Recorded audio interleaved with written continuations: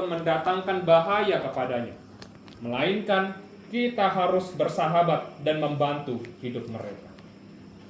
Ikon roha pangoluhon dorohata dinasa namangol. Yang terakhir amang inang naboi putihota parsiajaran sian turpukta sadarion ima ikon gabe halak na merdeka hita sian dosa. Kita harus menjadi orang yang merdeka, yang terbebas dari dosa. Nunga dipalua debata hita sian akka dosa. Kita yang dahulu hidup sebagai budak dosa, sebagai hamba iblis, kita sudah dimerdekakan menjadi orang yang terbebas dari dosa. Untuk itu jangan lagi kita kembali mengulangi berbuat dosa, jangan lagi kita kembali menyukai hal-hal yang berbau dosa, dan marilah kita hidup sebagai orang yang merdeka. Dan inilah yang akan kita bahas di hari Minggu yang akan datang, di tanggal 17 Agustus dengan topik hiduplah sebagai orang merdeka. Amin. Nuaing masuk mahita tu diskusi asalam tapamora turpuk tahun. Mari kita kasukun-sukun, mari kita masukan mana ka pengalaman rupani boy ma pinasahat di bagasan partik jata. Nuaing. Pinasahat na kita.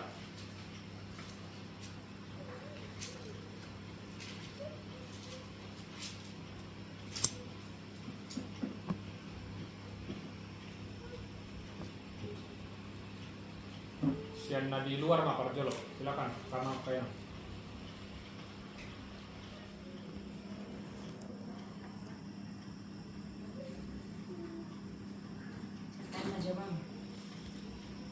Ya, silakan enak situ. So, tahun Yobel tahun pembebasan untuk bangsa Israel. Maka tahun-tahun berikutnya Musa setelah tahun Yobeli, ada berpetong perbudak atau bangsa Israel? Iya. Mau lihat ya enak. Karena waktu tahun Yobel, jadi najolo masa do PK perbudakan. Masa do PK perbudakan. Orang-orang diperjualbelikan untuk bekerja dengan upah yang sangat sedikit.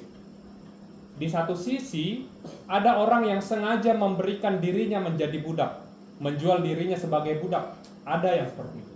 Karena mereka tidak punya lagi harapan, tidak punya lagi cara untuk bisa bertahan hidup.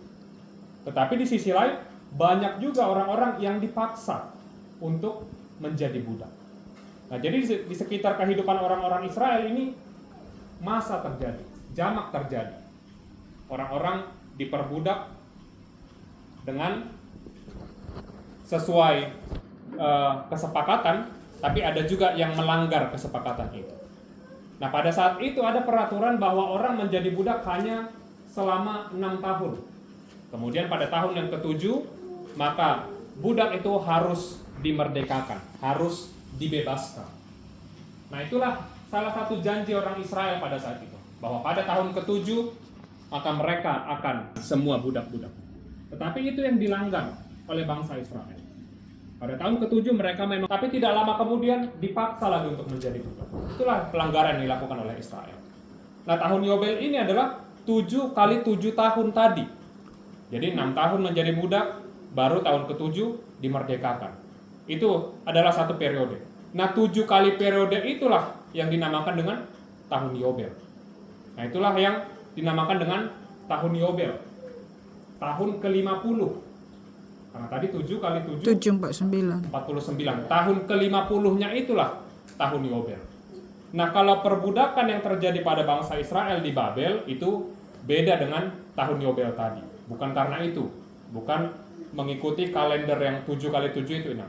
Tapi karena tadi sudah dijelaskan di awal bahwa karena melanggar hukum-hukum Tuhan, tidak lagi hidup sesuai dengan firman Tuhan. Oleh karena itu mereka dibuang ke Babel menjadi budak, bukan berdasarkan aturan tahun Yobel. Demikian enggak? Pinasahat mo sa ito hita, pagkama kaya.